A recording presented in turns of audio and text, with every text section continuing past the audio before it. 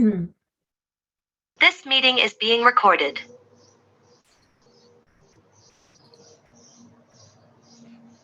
Well, good morning, everyone. I am so excited to be here today. My name is Becky Laboy, and I'm the Education Outreach Coordinator with Ocean County Soil Conservation District.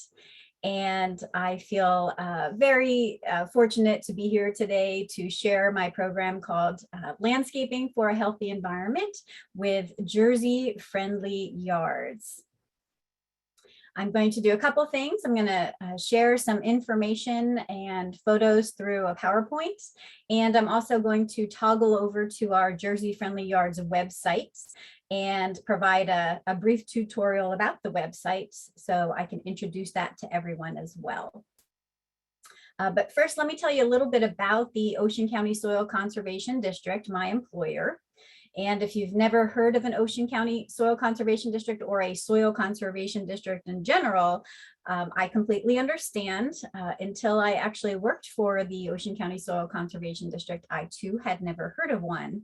But believe it or not, we are 3,000 strong. There are soil conservation districts all over the United States, and there are 14 of them in New Jersey. So you surely have a soil conservation district either in your county or one that actually shares Somerset County with other nearby counties. And a soil conservation district, the primary purpose is to ensure compliance with regulations regarding the disturbance and protection of soil. And as gardeners, we know how important soil is. Soil is a non-renewable natural resource and arguably one that we cannot live without. And this was a really tough lesson that we learned in the 1930s during what we call the Dust Bowl. And that's when severe dust storms caused major agricultural damage to our American prairie lands. And these storms were caused by severe drought, but coupled with decades of extensive mismanaged farming practices that caused severe harm to the soil through wind and water erosion, and it resulted in the loss of our precious topsoil. A lot of the topsoil actually blew all the way over to the East Coast and ended up in New York City and then was lost to sea. So the Ocean County Soil Conservation District also has an education program designed to heighten awareness about the importance of soil and its conservation, and to promote environmental stewardship of our natural lands. And I am very fortunate to have the very rewarding role of education outreach specialist for the Ocean County Soil Conservation District.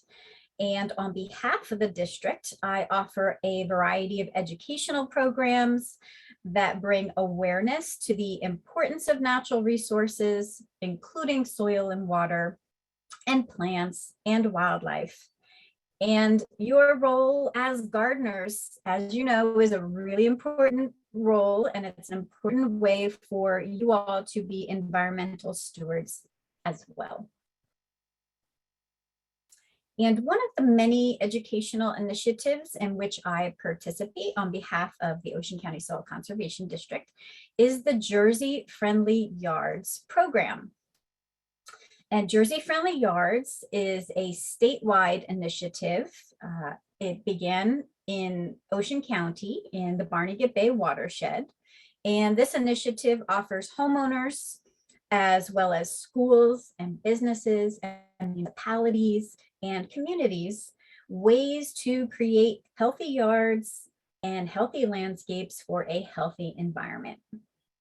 And this initiative is a collaborative effort by 3 organizations, which include the Ocean County Soil Conservation District, the Rutgers Cooperative Extension of Ocean County through Dr. Steve Urgeau and the coordinator of our Master Gardeners, Susan Servideo. And the Jersey Friendly Yards program is spearheaded by the Barnegat Bay Partnership. And the Barnegat Bay Partnership is actually a national estuary program, or an NEP. And it's one of only 28 NEPs in our entire country legislated into existence by our Congress, which focuses efforts on water conservation and water quality along our shores and in our estuaries and at our headwaters. And we're very lucky in New Jersey. We actually have 3 NEPs out of 28 in the entire country.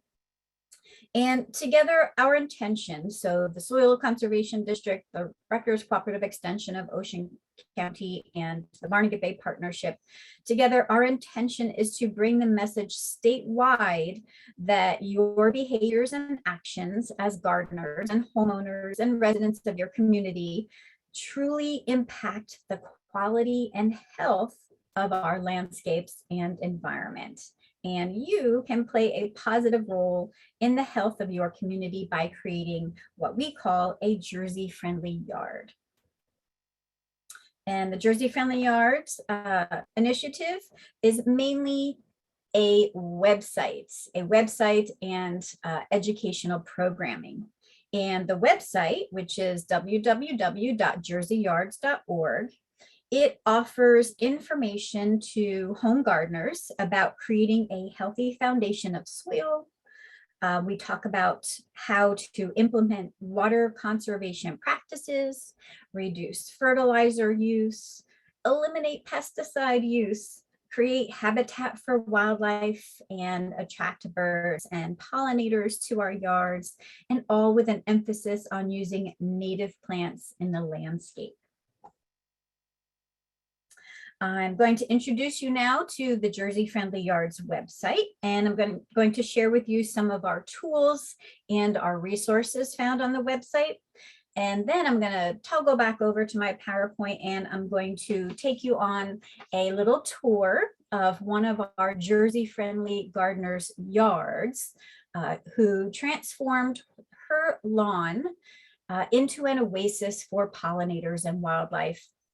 And I'm going to do that with the hope of inspiring you all. You probably don't need much inspiration. You're already master gardeners, but I want to emphasize the fact that even making small changes in your own yards will benefit the health of the entire community for everyone. So I'm going to toggle over to the Jersey Friendly Yards website. So here we are. Thumbs up from anyone and letting me know that yes, you can see the website now. Okay, excellent, thank you.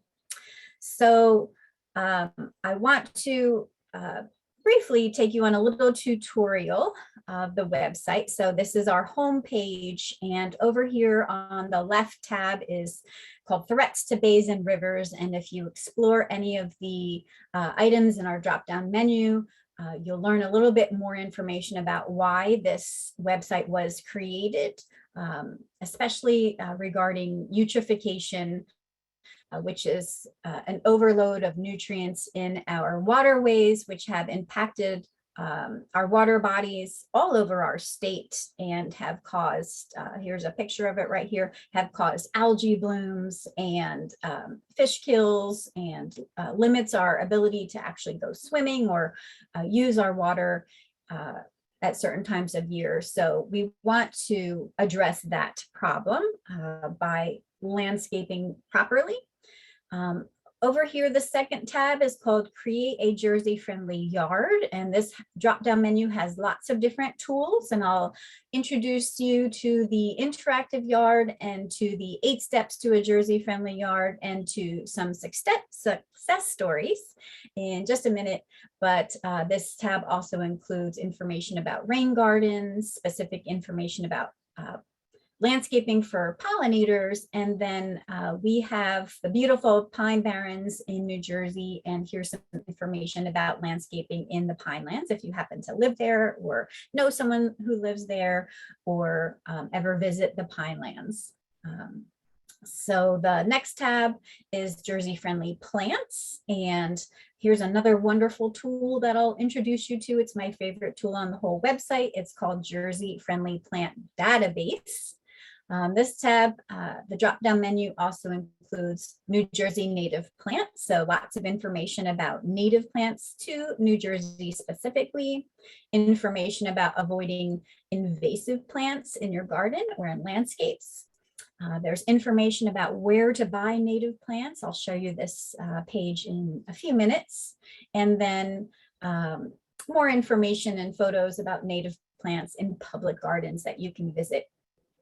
The More Resources tab is chock full of information for homeowners, for professional landscapers, information about the Master Gardener program. We have a glossary of terms that are found on our site, a little bit more information about this particular website, of course, and then we are very excited to share with you, we just launched our Jersey Friendly Certification Program for homeowners, for schools, and for municipalities. And then we have our events tab with our drop-down menu. The second Tuesday of every month, we provide webinars. And we are working on our 2022 webinar series. So I invite you to click here and join us for one of our webinars. We always record them, and then the links are all provided. So you can explore all these different webinar series back from 2020. And that, of course, was the start of COVID when we went online like everybody else. And prior to that, we had conferences. We are crossing our fingers and hoping to have, or planning on having, our 2022 conference this year as well. So when we get that information, when we make it available, when we confirm it, we'll have that up here too. But in the meantime, please join us for our webinars. So let me backtrack a little bit. I'm going to go back to the interactive yard, one of our tools I'm going to show you.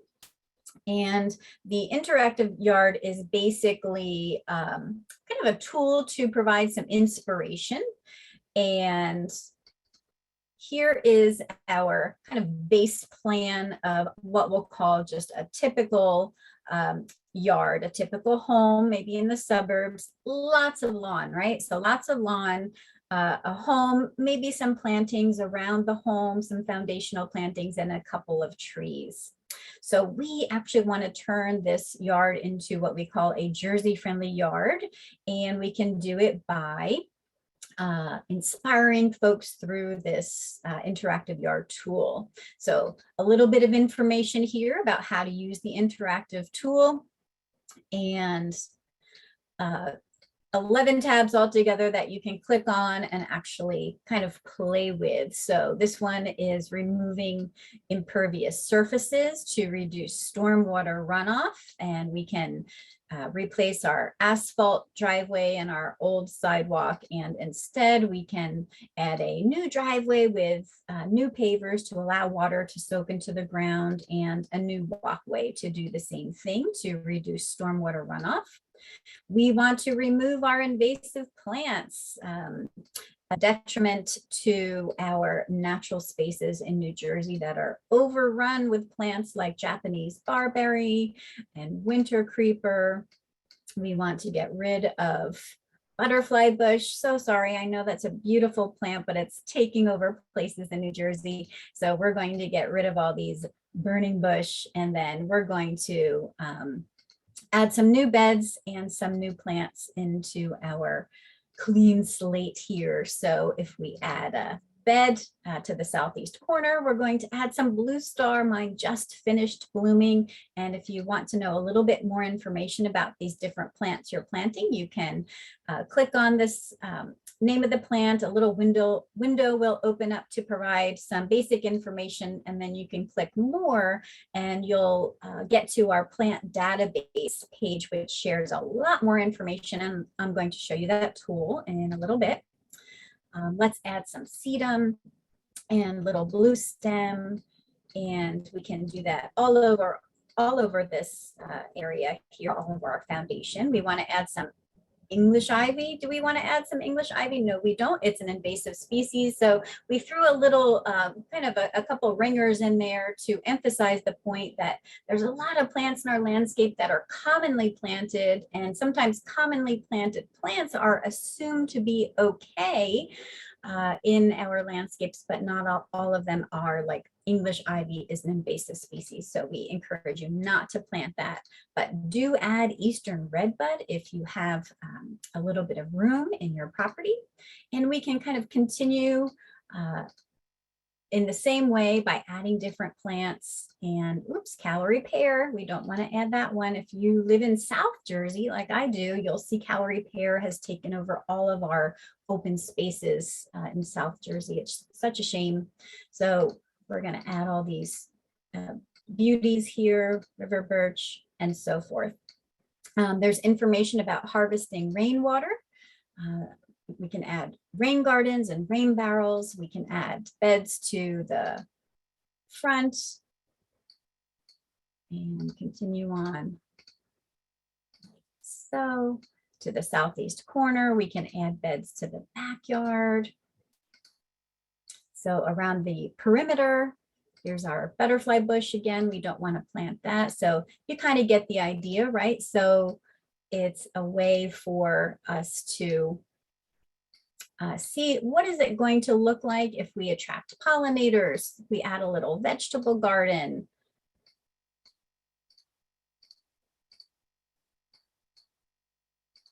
A compost pile.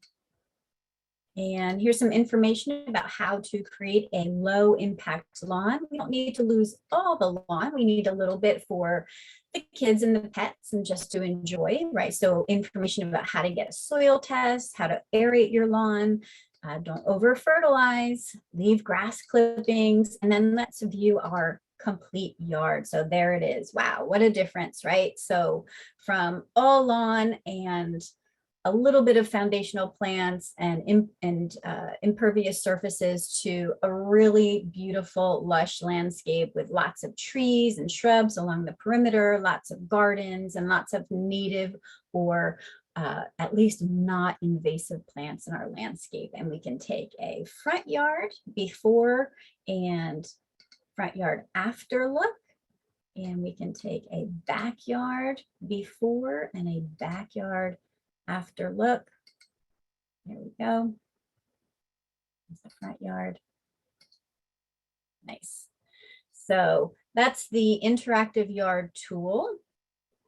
And you can go and play around with that if you want to. Next, I'm going to show you the 8 steps to a Jersey-friendly yard. And we've come up with 8 different steps to help folks plan and plant their landscape, large or small. You're going to want to start with a plan. So step 1 is all about planning before you plant, getting to know your yard, sketching it out, getting to know your soil, getting a soil test from Rutgers Soil Testing Laboratory, which I'm sure you're all familiar with. All these links are clickable to different resources. You can get lots of information on this page. And then at the bottom, we have a couple more links to a couple more resources. And we can go back to step 2, same thing, in that there's a whole page chock full of information about this particular topic, soil, getting your soil tested. Here's the Rutgers video on how to take a soil test sample to then mail into the Rutgers Soil Testing Laboratory. And I bet you've all gotten your soil tested, right? Lots more information about protecting your soil, covering it with mulch, avoid applying chemicals, minimal watering. And then again, at the very bottom here are a few more additional resources you can click on and go to for more information about healthy soil. And then as you'll see, step 3 is water wisely. So lots of information about water conservation in your yard. Step 4 is fertilize less. What can you do about fertilizing less? How to properly fertilize if you're going to be using chemical fertilizers? And what are some alternatives? Step 5 is minimize risks when managing pests. So how to create a healthy yard, not only for us humans, but also for wildlife, and actually building your ecological backyard food chain so that the pests are kind of being taken care of by a proper food chain. Reduce size and creating more natural spaces. This is one of my favorite ones. Step 7 is create wildlife habitat. If you're like me and you enjoy birds and butterflies and hummingbirds and moths and lots of wildlife in your yard, you'll want to click here for lots more information on how to actually create a wildlife friendly yard. And then again, at the bottom, lots more resources. So we've kind of done the work for you in collecting all these different resources. So you can just go there and click on those and find more information on that topic. And then finally, step 8, reduce, reuse, recycle in the yard, focuses mainly on composting organic matter and how to use the compost in your garden. So that is the 8 steps to a Jersey friendly yard. And then I want to show you real quickly our success stories page. So we've been at this for several years now. I believe our first demonstration garden was possibly in 2015, if I remember correctly. And these links all go to demonstration gardens to provide some inspiration. The Ocean County pilot projects are the projects that the Ocean County Soil Conservation District have installed in our community. And this is a really short list. We have many more. I still have to add to this page on the website. So for example, the Bayhead Shores case study, we had a grant program several years back, and we offered funding to different homeowners associations. And we went to assess their site and created a plan of action. Each page lists the different plants that were used on the particular property for their restoration or garden project. And then there's links to go to the Jersey Friendly Plant Database, which, as I mentioned, I'll show you in a few minutes. So it provides you with the different plant list and what we did and what our findings were for the soil tests. Lots of different case studies to explore and get some ideas and inspiration. So goals, site assessment, actions, different plants used.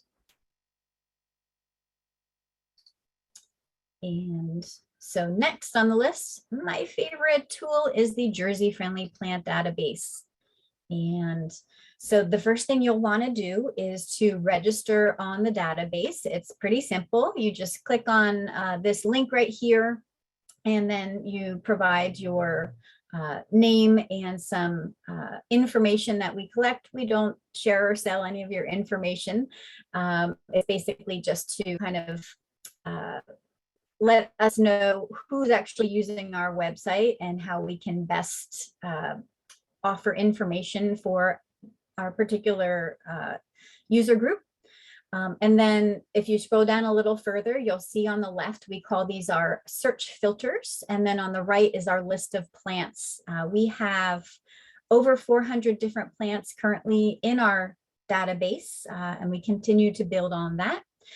There's 2 different ways you can use the plant database. You can find a specific plant. Maybe you want to find more information about a specific plant. I'm going to type in fringe tree. I just saw one in somebody's property the other day, and it was absolutely gorgeous. So I type that in, and anything that comes up with fringe is going to get a hit. Calorie pears here because fringe tree is most likely going to be listed as a alternate, a native alternate, instead of planting calorie pear. But here's our fringe tree.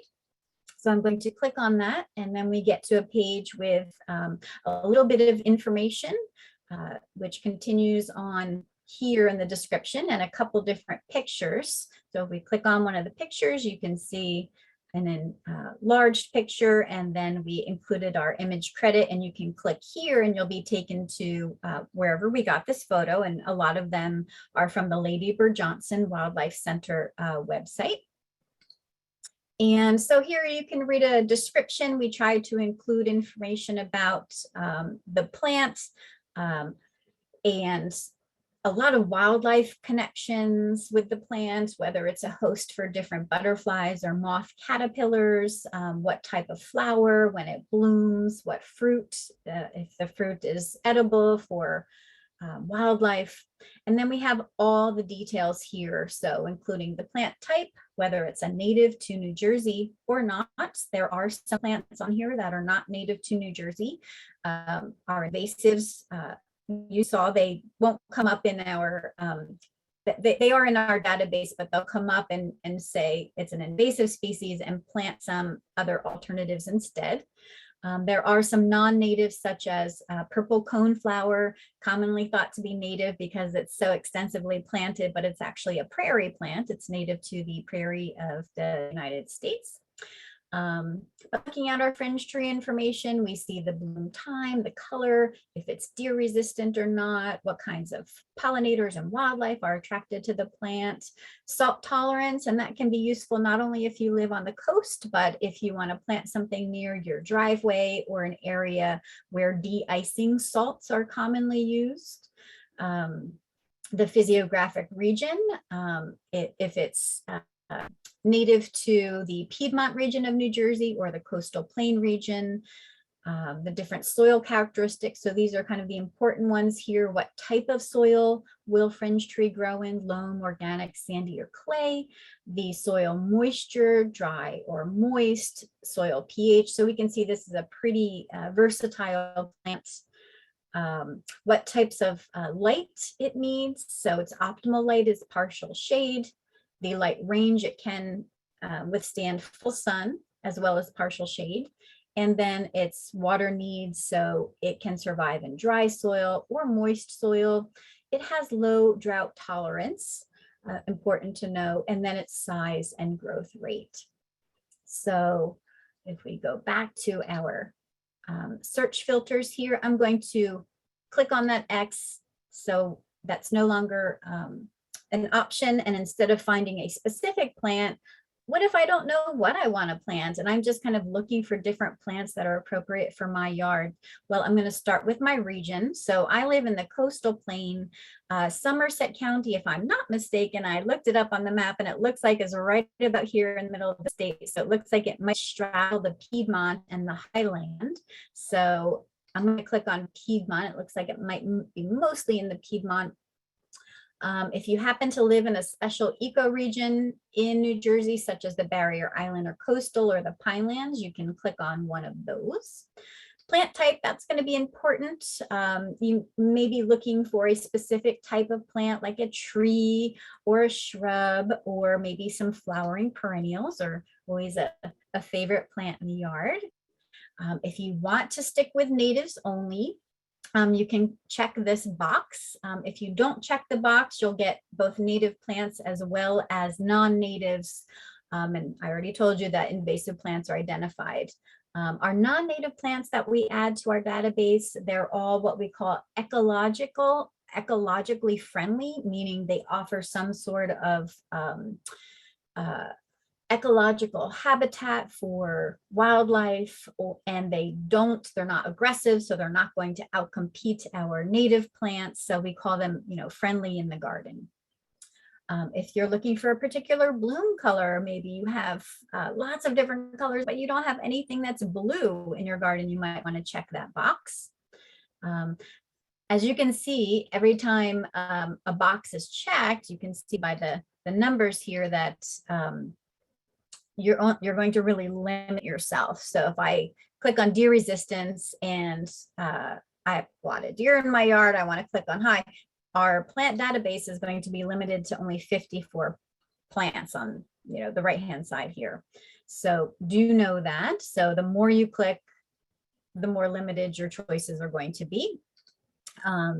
Attracting wildlife, again, light requirements, that's going to be important. I'll click on full sun. Soil type, that's going to be important as well. I'm not sure what type of soil you have in the Piedmont, sandy, maybe clay, maybe loam, or in your garden. So let's click on a loamy soil. And then your pH is important. The sweet spot is right around 6.8, right, for a pH, so slightly acidic. And then soil moisture, that's a pretty important one. Dry, I'll click on. Drought tolerance is also pretty important. It doesn't seem to be opening up for me today. I tried on several computers this morning. It will tell you if it has high, medium, or low drought tolerance. in my garden, I pick everything that's high drought tolerance because I don't have a sprinkler system and I'm a lazy gardener. So the only time I get out to my garden really is to hand water and kind of check everything out and see what's growing. And then salt tolerance is the last one. So over here on the right-hand side, we have all the plants that fit into these different search filter requirements. So we have lots of choices. We actually have 4 pages worth of choices. And Baptisia australis. Ooh, I love blue wild indigo. That's actually blooming in my yard right now. So I would click on that one. And again, we come to the plant details page, which provides a little bit of information, some photos. Again, you can click on this to get a bigger view of what that plant's going to look like. Description, tall, bushy, perennial, lupine-like purple flowers, bloom May through June. Information about the pods, information about it tolerates both drought and poor soils. It's used as an accent plant to add vertical texture to the garden, used in meadows or pollinator gardens, and then all the information, whether or not I actually click on it when I was in the search filters, it's going to show up here. So bloom color, purple, soil characteristics, light needs, water needs, size, and growth. So all this information is available to you. Now, if I did register and sign in when I went to use my database, and I'm looking at this plant and I'm thinking, oh yes, I really want to plant some blue wild indigo in my garden. I can actually click on this wheelbarrow here and it will turn orange if I'm logged in, and it will automatically add that plant to my plant list. So when I go back to my login page, I will have a whole list of all the plants that I have selected, and I can actually print out that list and take that list to the nursery with me. And as gardeners, you probably know how important this Latin name is, Baptisia australis. When you're looking for plants, a lot of plants in nurseries or maybe big box stores might have the genus listed Baptisia, but we know that there's a lot of plants in the genus Baptisia. Not all of them are going to be the one we want, and not all of them are going to be native to our area. Not all of them are going to be non-invasive. So we want to make sure we're looking for the exact species. So we want both the genus and the species name when we're shopping for our plants. So that's the Jersey Friendly Plant Database. I want to go down to this link now. Where am I going to take my list and where am I going to buy my plants? Well, I can actually find different places to shop, all listed by county on this page, where to buy native plants. So let's see Somerset County. So I'm in Ocean County. We have 4 listed for Ocean County. Here's Somerset. Are you familiar with Atlock Farm or Back to Nature or Caliper Farms and Nursery? If not, you might want to check those out. We have websites for 2 of them and contact information for all 3. Now, if you know of any nurseries or shops or stores that sell native plants, doesn't have to be the whole stock is native, but that, you know, they have a good selection of native plants and they know what they're talking about there and can kind of steer folks to native plants or ecologically friendly plants, let us know and we'll add their contact information to our page here. So how do you contact us? Well, there's a couple different ways. You can click on this envelope and you can fill out the form and email us. And this form will actually go directly to my colleague, Karen Walzer, and she's the public outreach coordinator for the Barnegat Bay Partnership, the organization that's spearheading the Jersey Family Yards project. So you just need to fill in your name and your email address, your question or comment, and a little bit more information and send that away, and Karen will get that. If you have a question that's more specific, maybe you have a plant and you're not sure the name of it, or you have an interesting insect or bug on your plant and you're not sure the name of it, or any question at all whatsoever, you can click on Ask an Expert and you will get to a similar page and you fill out name, email, and on this one, you're going to select your county, and you'll have to let me know, Somerset County Master Gardeners, because this form goes directly to the master gardener of that particular county. I imagine whoever's at your front desk that answers all the questions when you get emails. And it will also go to Karen Walzer as well. And then you can choose a file, meaning you can capture your photo that you've taken of your plant or the insect or whatever it may be and send that away as well. So that's Ask an Expert. And I believe I've covered just about everything.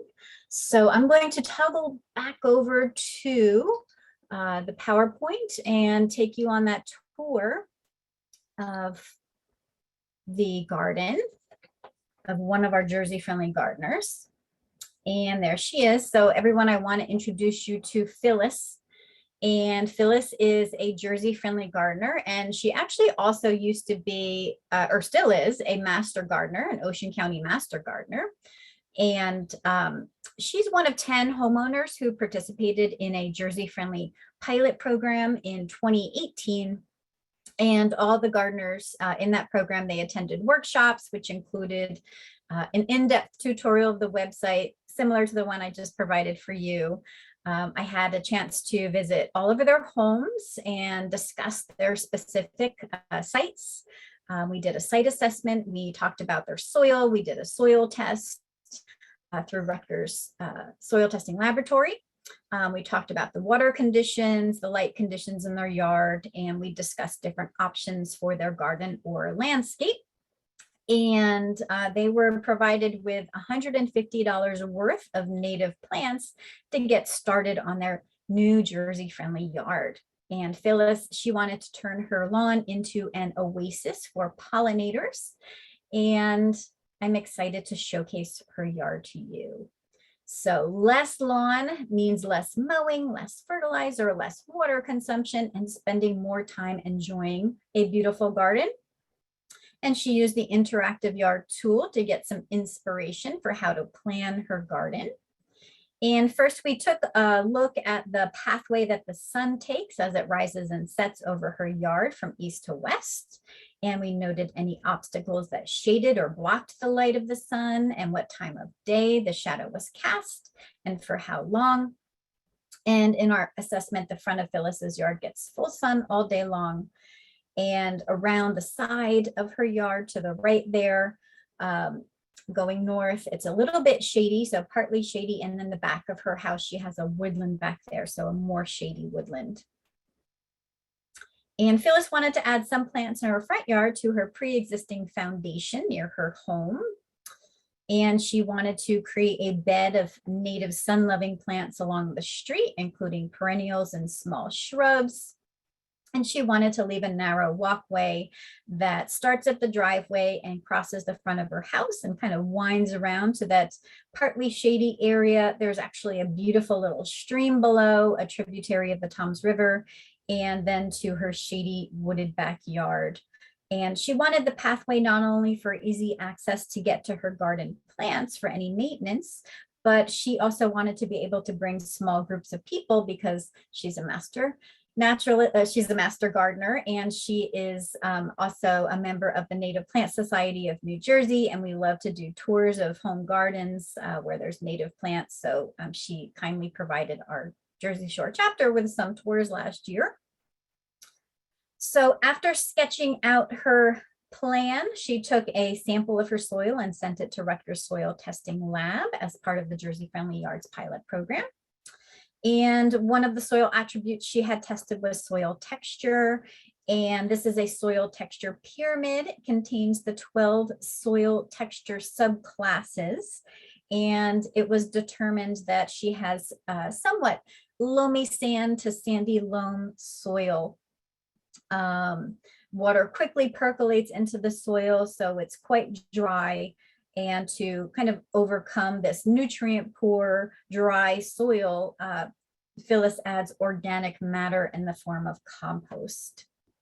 We had her pH tested Her pH was 6.87, which is considered very slightly acidic. It's somewhat of a sweet spot, right, for our traditional plants. Maybe not even as acidic as need be for native plants, which is she's selecting for that kind of green area. And to kind of buffer her pH that may be too acidic or too alkaline for the plant she's growing, she added organic matter. And then we had her nutrients tested, and the macronutrient levels of potassium and phosphorus were below optimum. Calcium was below optimum, but not excruciatingly low. And because she is planting for natives that are used to living, they evolved, they're used to living in nutrient poor soil here in Ocean County, she relied on her organic matter to decompose and be processed by the soil microorganisms. And then in that sense, nutrients would be added to the soil.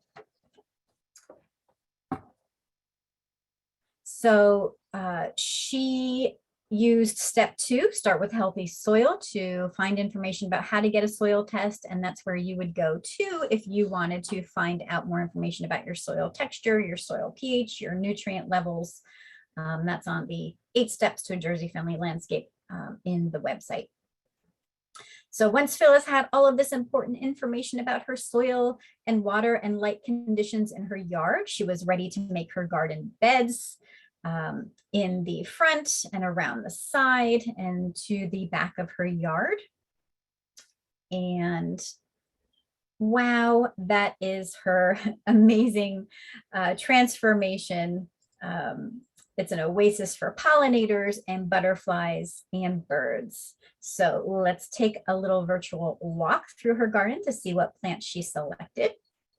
And there's Phyllis. She's kind of behind her mailbox there, practically obscured by her Jersey-friendly garden.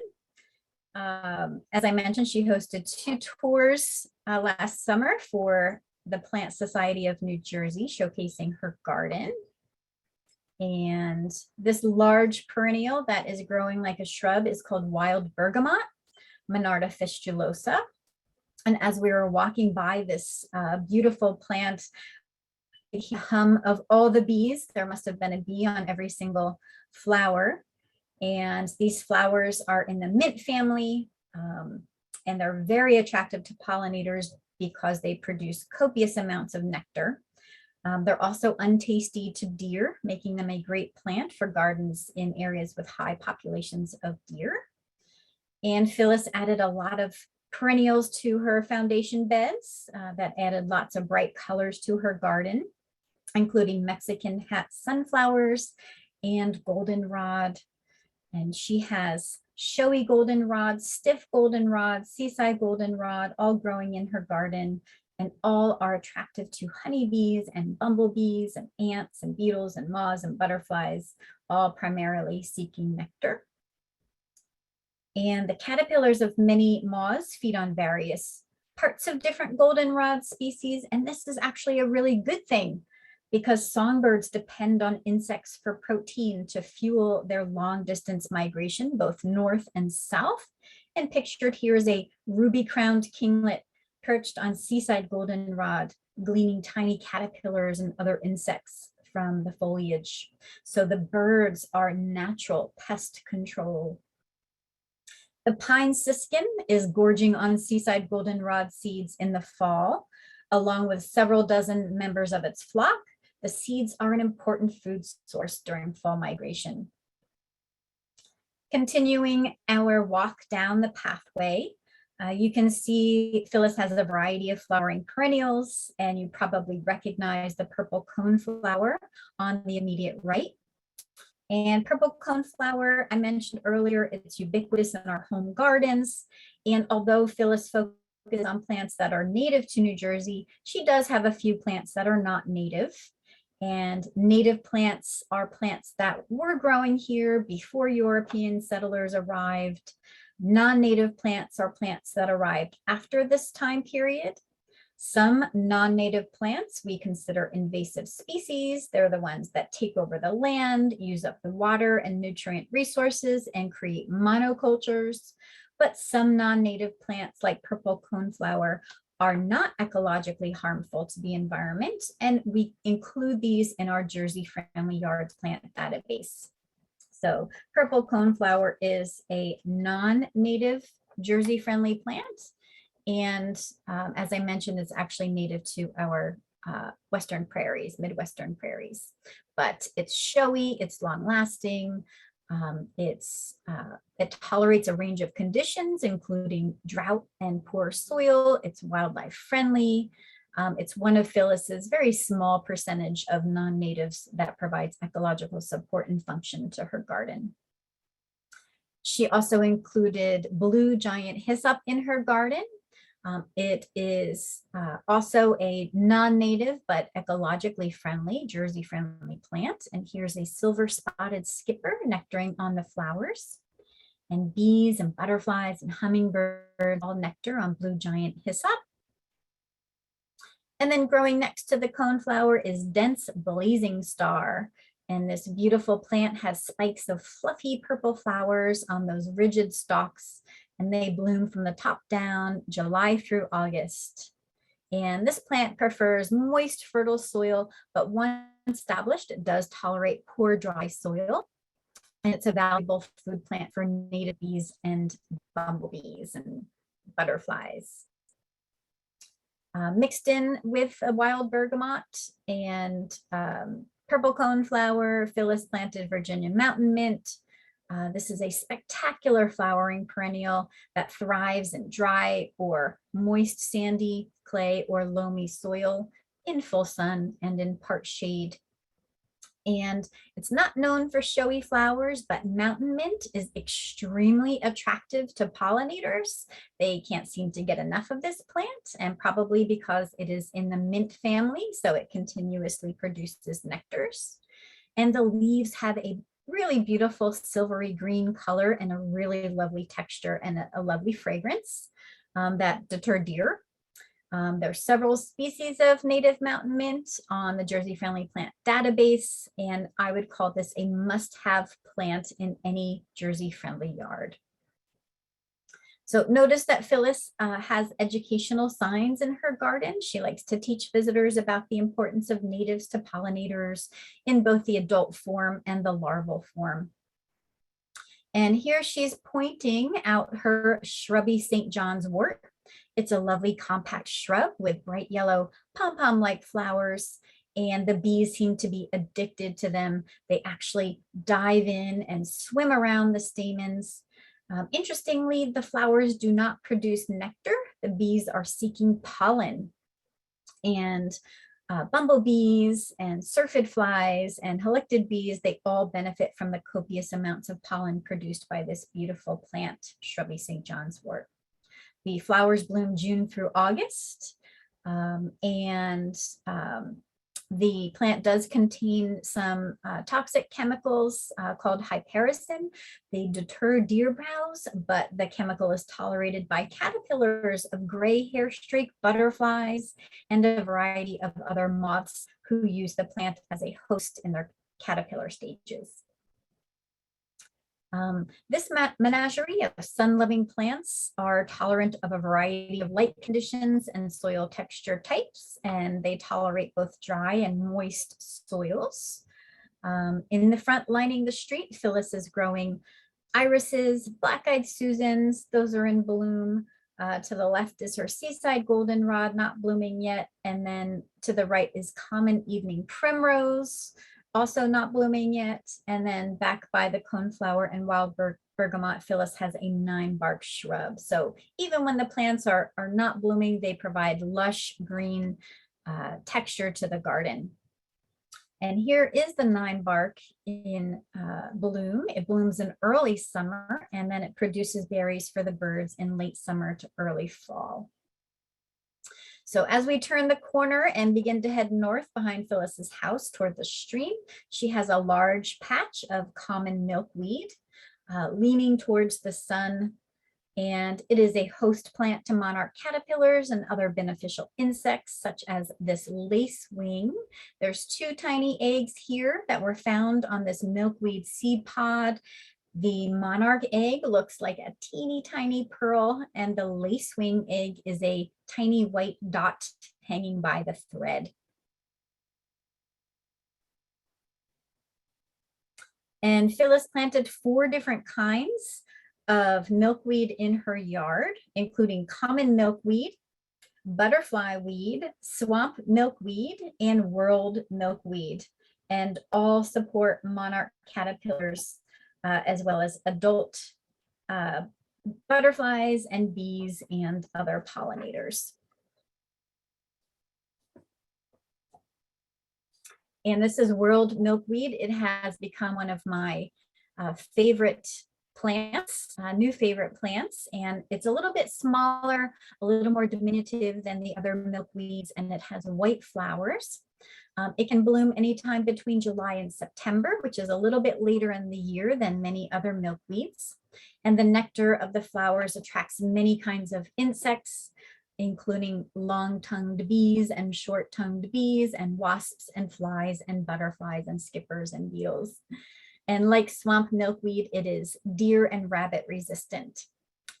It requires no chemical fertilizer inputs. Milkweeds are sometimes considered weedy plants in the sense that they need little help from humans to thrive in their natural environment. And to me, that's the kind of plant we want in our yards. So we're going to turn the corner and head towards the shady section of Phyllis's garden, and across the pathway from the milkweed above the little stream that trickles below, Phyllis showcases Helen's flower and great blue lobelia. And the Helen's flower has these beautiful daisy-like flowers with those distinctive fan-shaped rays and the prominent raised centers. The flowers bloom from late summer until frost in colors ranging from yellow to reddish brown to orange. And they are very attractive to pollinators.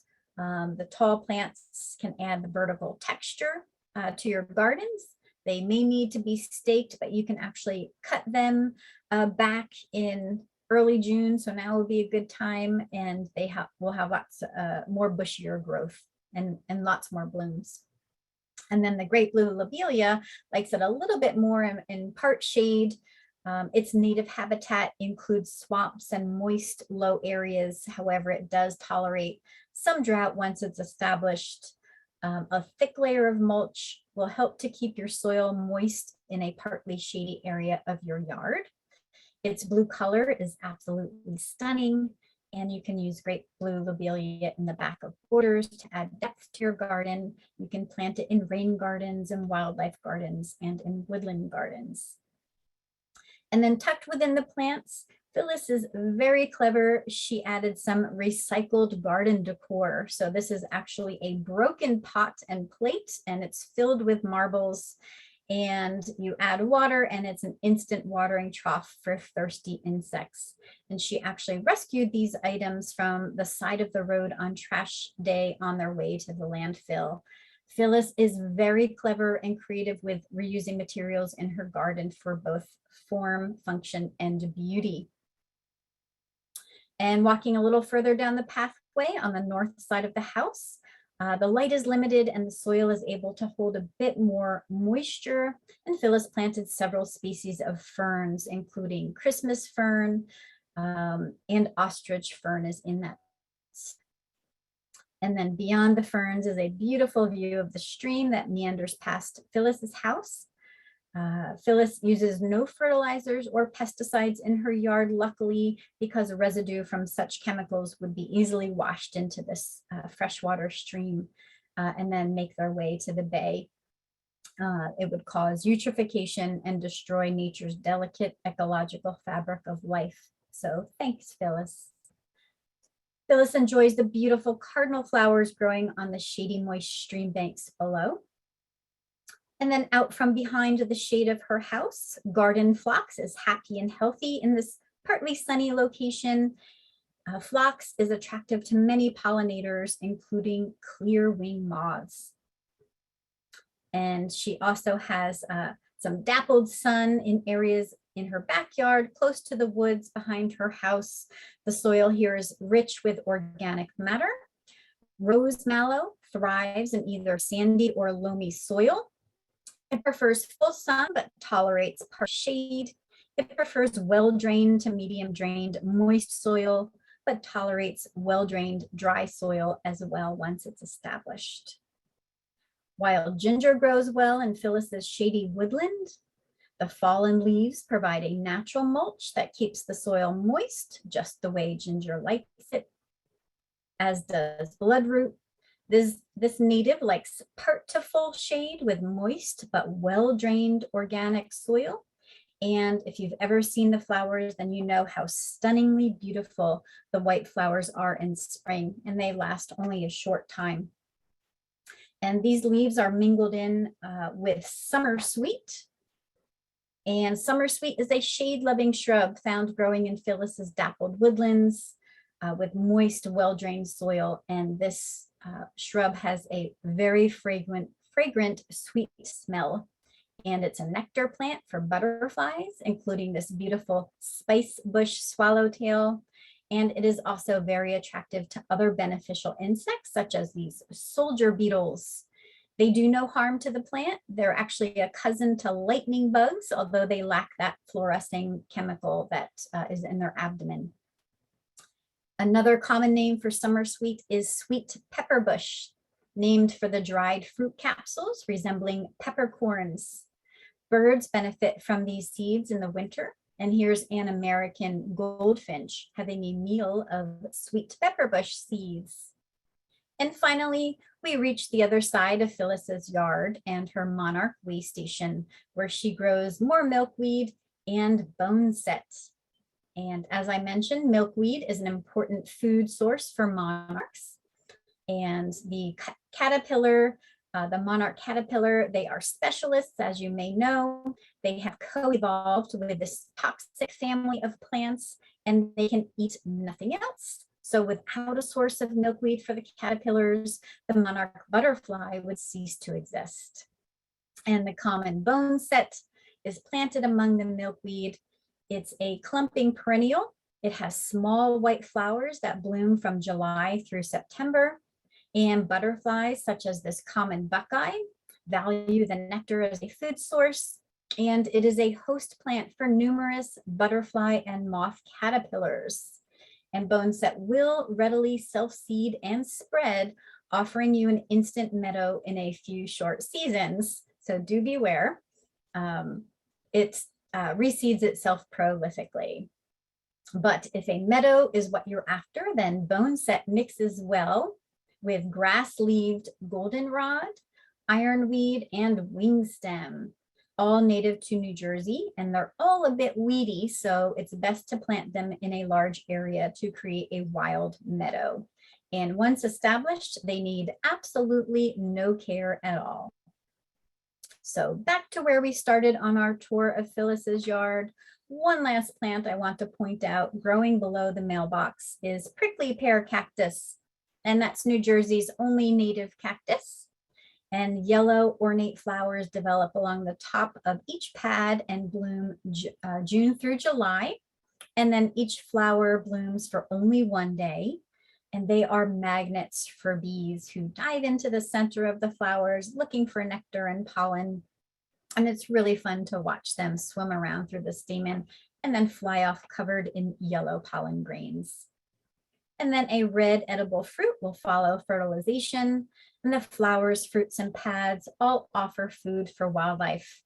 The pads and fruit are also edible for humans. However, I highly caution you, there are tiny, almost invisible reddish spikes that persist and necessitate much care in handling all parts of this plant. And in conclusion, when planting your Jersey-friendly garden, think really carefully about the many conditions to which you are subjecting your plants, including the soil and the water and the light.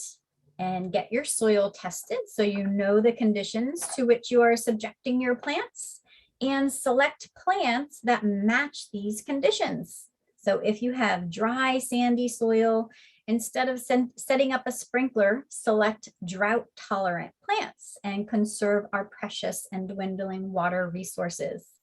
And consider each plant's nativity. Is it native to New Jersey or our surrounding area? Consider the ecological value each plant brings to pollinators, to birds, and to wildlife. Eliminate any invasive species growing in your yard, as they will surely spread into our natural spaces in New Jersey. And do know gardening is not an exact science, but observing your own yard's micro ecosystem and observing your plant's response to it can help you grow a healthy and thriving Jersey friendly yard. Be sure to visit the Jersey Friendly Yards website frequently and take advantage of the many tools and resources available to you. And don't hesitate to contact me by email. I'm happy to answer any questions you may have, and I'm happy to answer any questions you may have right now. Well, I think we do have one question in the chat, Becky, and it's regarding the deer resistance for the fringe tree. It says none. Does it mean it has no deer resistance? It means that based on our research, which definitely includes the Rutgers pages on deer resistant plants, which is a really valuable resource. Yes, most likely it has no resistance, meaning if deer are in town and your fringe tree is available, they just might eat it. The other two categories are some deer resistance and then high deer resistance. Some meaning, well, they may nibble on it, they may not. And then high deer resistance means it's likely they're going to leave it alone, but I promise you the deer do not go on the Jersey Friendly Yards website. They don't read any of the manuals and they have different palates, so it's no guarantee. Okay, thank you. I don't know if we have any other questions. I'll open it up. I actually have a comment. This is Lisa. I just want to say thank you to Becky. Sorry, I'm having trouble speaking. To Kathy for allowing us to add plants to the Jersey Friendly Yards database for our teaching garden. We're actually using QR codes to point to the website for the plants that we have out there in our teaching gardens. So thank you. Wonderful. Okay, anything else? Oh, this is Sandra Rue. I was wondering if we could share the database with some of our friends. If you're asking me, we would love that. And thank you so much. Please share the database with friends and family. We're actually hoping, even though, this started in the Barnegat Bay watershed in Ocean County, we're saying we're statewide because we're really trying to take the show on the road and share the website with everyone. We are grateful for anyone who wants to share the website, and we would certainly invite collaboration with folks who are interested in sharing the information via presenting the program that I just presented. It's available to anyone who's an education specialist, I'll say, or interested in educating others. I do have a script. So basically, it is a tool for you to use to share with others as well. So if anyone has that interest, you can certainly reach out to me, and we would love it if you would share this information too, because Karen and I are the only ones right now who provide these presentations. And of course, there's more and more folks who are requesting programs which are